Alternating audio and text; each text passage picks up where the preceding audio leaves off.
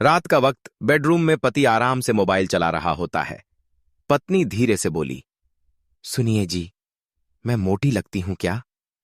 पति ने ध्यान नहीं दिया और बोला, हाँ हाँ ठीक है यार, अभी गेम खेल रहा हूं।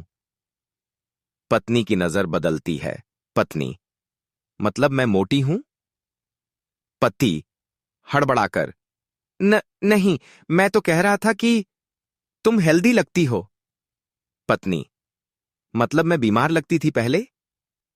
पति, नहीं, मतलब तुम टेस्टी हो, यानी खुशबूदार।